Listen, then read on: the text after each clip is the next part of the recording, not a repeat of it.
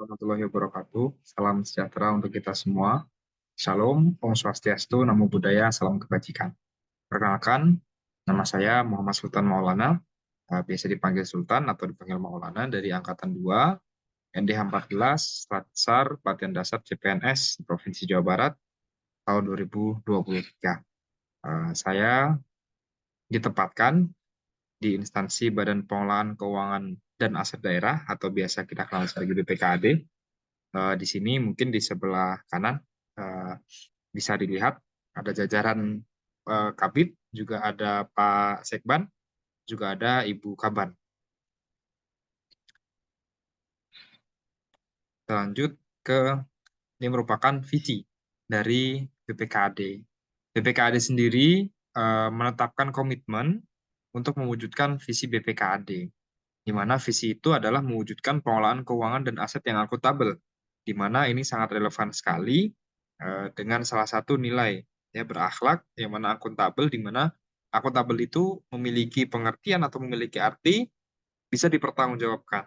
Bedanya dengan responsibilitas, ketika responsibilitas itu adalah rasa tanggung jawab seorang pribadi atas tanggung jawab yang diberikan kepada dia, akuntabel merupakan tanggung jawab yang dibebankan kepada organisasi yang dipertanggungjawabkan juga kepada suatu organisasi.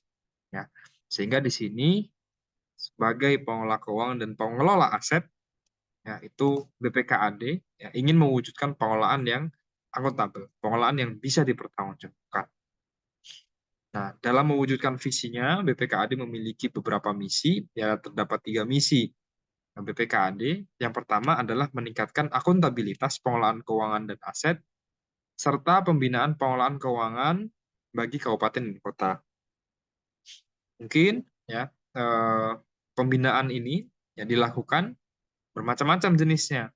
Saya sendiri ditempatkan di bidang pengelolaan barang milik daerah, di mana pembinaan itu kita lakukan kepada kabupaten kota dalam pengelolaan barang milik daerah dengan cara apa?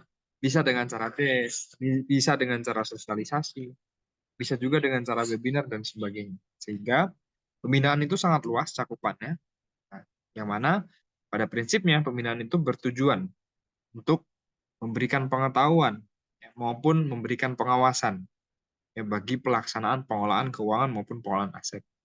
Berikutnya misi yang kedua adalah meningkatkan kualitas pengelolaan barang milik daerah. Sudah sangat concern ya ke peningkatan kualitas pengelolaan barang milik daerah. Pengelolaan barang milik daerah sendiri merupakan satu siklus yang tidak terpisahkan satu dengan lainnya. Terdapat 11 siklus, ya, di mana diantaranya terdapat perencanaan kebutuhan dan juga penganggaran, kemudian pengadaan, penggunaan, pemeliharaan dan pengamanan, pemanfaatan, penilaian, pemindah tanganan, kemudian penghapusan, pemusnahan, penatausahaan, dan juga pengawasan dan pengendalian. Ya, dari siklus itu, ya kemudian kita tingkatkan kualitasnya. Ya, melalui misi BPKAD ingin meningkatkan kualitas pengelolaan barang milik daerah. Misi yang ketiga, misi yang terakhir adalah meningkatkan kompetensi ya aparatur pengelolaan keuangan dan barang milik daerah. Di mana peningkatan kompetensi ini didukung dengan banyak hal. Salah satunya adalah memberikan diklat, memberikan kesempatan bagi pegawai di BPKAD untuk melaksanakan diklat. Selain diklat, BPKAD juga memberikan seperti teaching atau in-house training ya kepada para pegawainya, maupun memberikan BIMTEK. Selain kepada para pegawainya juga kepada perangkat daerah yang bersangkutan, ya, perangkat daerah yang berhubungan dengan BPKAD. Kemudian di sini ada tujuannya, tujuan dibentuknya BPKAD yang pertama adalah mewujudkan manajemen pengelolaan keuangan daerah yang handal dan terintegrasi berbasis teknologi informasi, serta mewujudkan pengelolaan keuangan daerah kabupaten kota yang akuntabel dan taat kepada asas.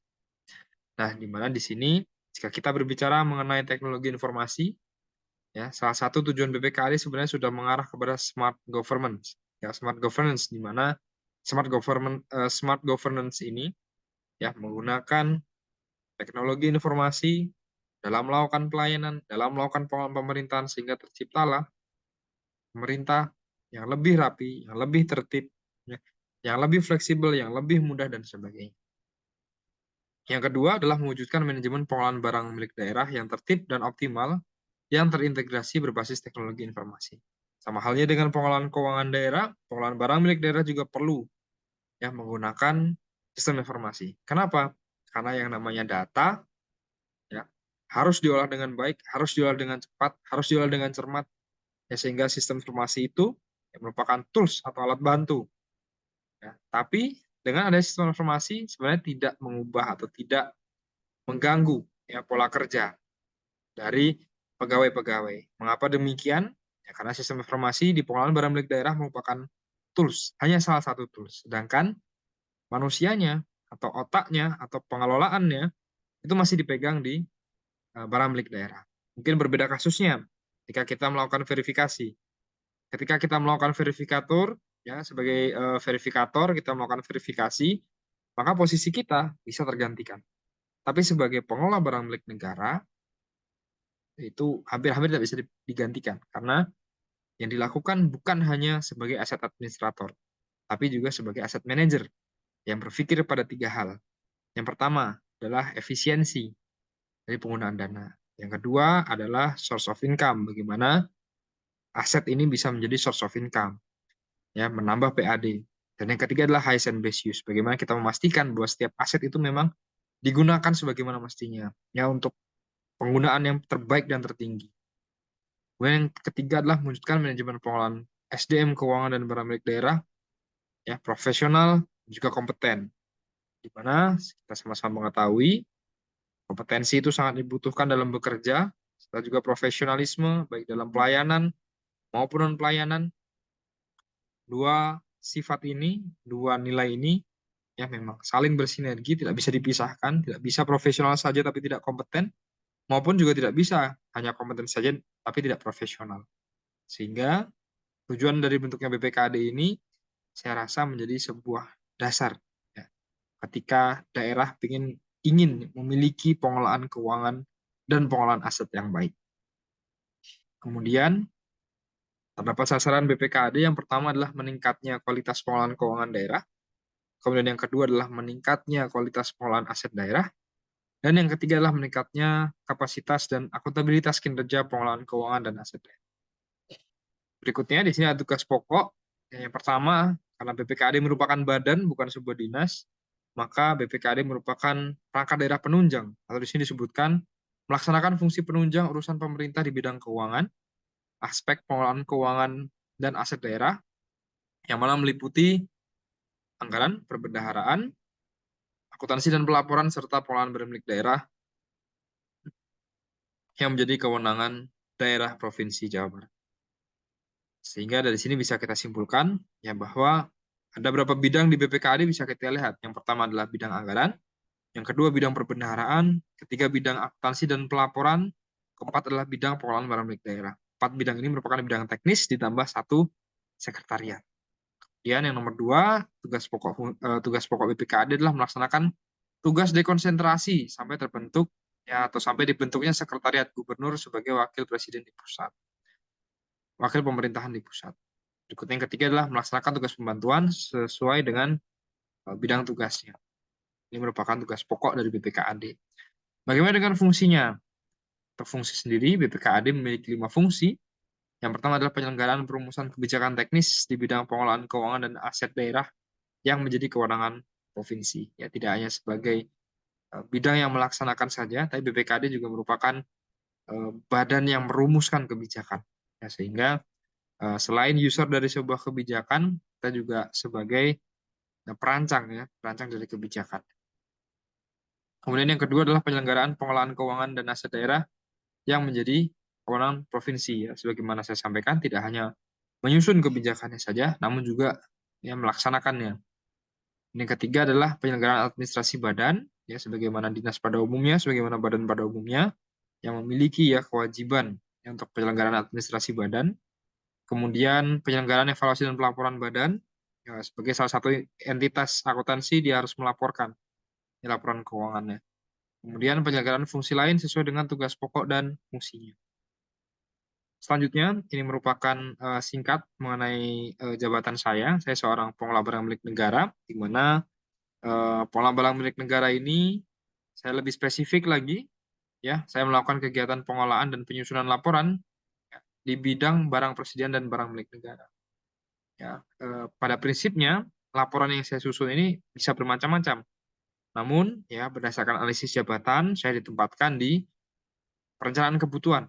Sehingga uraian tugas saya secara sederhana terdapat dua. Yang pertama adalah membuat laporan rencana kebutuhan barang milik daerah, atau yang biasa kita sebut sebagai RKBMD.